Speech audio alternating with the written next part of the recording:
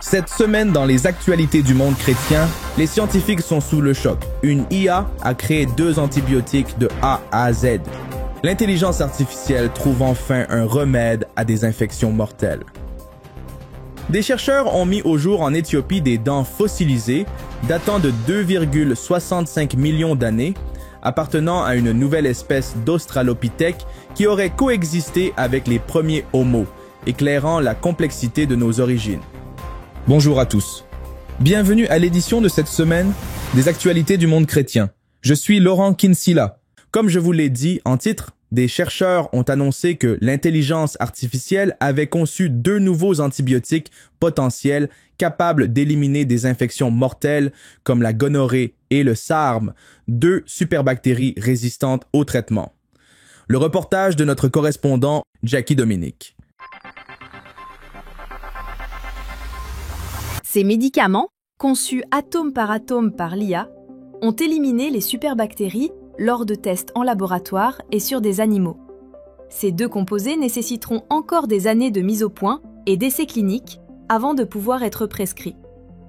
Mais l'équipe du Massachusetts Institute of Technology, MIT, à l'origine de cette avancée, estime que l'IA pourrait inaugurer un second âge d'or de la découverte d'antibiotiques.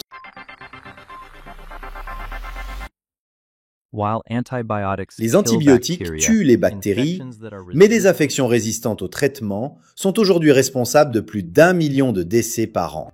La surconsommation d'antibiotiques a permis aux bactéries d'évoluer pour déjouer les effets des médicaments. Et l'on constate une pénurie de nouveaux antibiotiques depuis des décennies.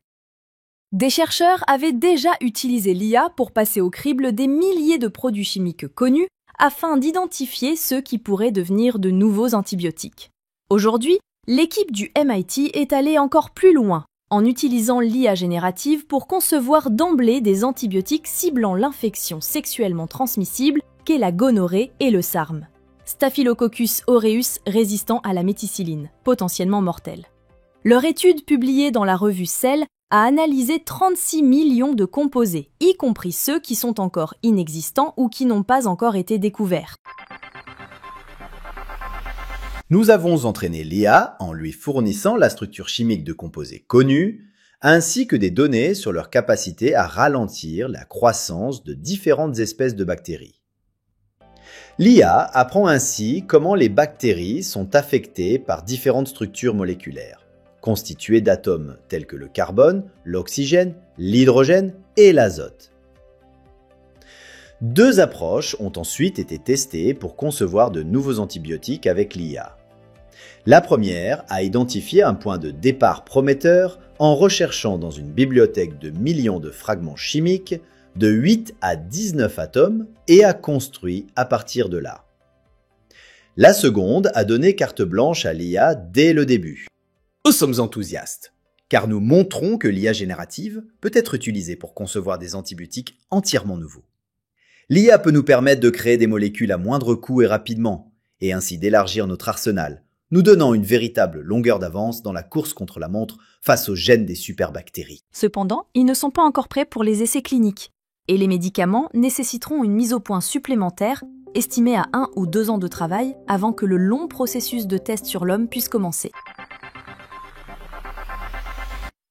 Cette étude est formidable, elle montre que l'IA est une avancée significative en tant qu'outil pour la découverte d'antibiotiques afin de lutter contre l'émergence de la résistance. Cependant, il existe également un problème économique lié aux infections résistantes. Comment produire des médicaments qui n'ont aucune valeur commerciale ?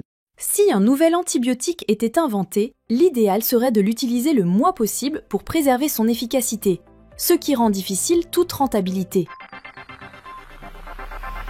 Face à une telle prouesse technologique, le chrétien peut y voir un rappel puissant que toute sagesse et toute intelligence émanent de Dieu. Le livre des Proverbes nous enseigne que c'est l'Éternel qui donne la sagesse. Proverbe 2,6. Créés à son image, nous avons reçu le don de la créativité et de la découverte. L'intelligence artificielle, bien qu'étant une création humaine, devient ici un instrument qui nous permet de mieux comprendre et d'organiser le monde que Dieu a conçu.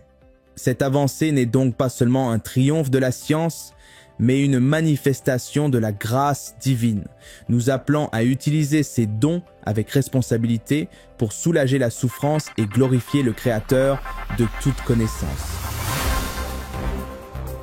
Allons en Éthiopie pour une découverte fossile et, bien entendu, restons attentifs aux signes des temps et ancrés dans la parole de Dieu. Dans une découverte majeure qui ajoute une nouvelle branche à l'arbre de l'évolution humaine, des chercheurs ont mis au jour en Éthiopie des dents fossilisées appartenant à une espèce d'Australopithèque jusqu'alors inconnue. Une équipe internationale a découvert ces 10 dents, 6 molaires, 2 incisives, une prémolaire et une canine, dans la région de Ledi-Geraru. Datée d'environ 2,65 millions d'années, elle place cette nouvelle espèce directement aux côtés des tout premiers membres connus de notre propre genre, Homo. L'implication la plus importante de cette trouvaille est la confirmation que plusieurs espèces d'hominidés ont coexisté au même endroit et à la même époque. Découverts en association avec 3 autres dents d'un spécimen d'Homo primitif, ces fossiles dépeignent le paysage d'une Afrique ancienne peuplée par une mosaïque d'ancêtres humains. Cette preuve remet directement en cause les modèles d'évolution plus simples et linéaires, suggérant un environnement bien plus complexe et compétitif pour nos plus lointains parents. En définitive, cette découverte renforce l'idée que l'évolution humaine n'a pas été une progression rectiligne, mais plutôt, comme le décrivent les chercheurs, un arbre tortueux aux multiples branches parallèles et qui se chevauchent. L'existence de cette nouvelle espèce d'Australopithèque met en lumière le processus complexe et dynamique qui a finalement conduit à l'émergence de l'homme moderne, prouvant que nos origines sont bien plus complexes qu'on ne le pensait jusqu'ici. La découverte de ces restes nous rappelle la dignité et le mystère de l'humanité. La Genèse affirme « Dieu créa l'homme à son image. Il le créa à l'image de Dieu. » Genèse 1, verset 27. Le psalmiste déclare « Je te loue de ce que je suis une créature si merveilleuse. » Psaume 139, verset 14. La science explore la matière, tandis que la Bible révèle le sens et la finalité de la vie. Face aux découvertes scientifiques, restons humbles et émerveillés.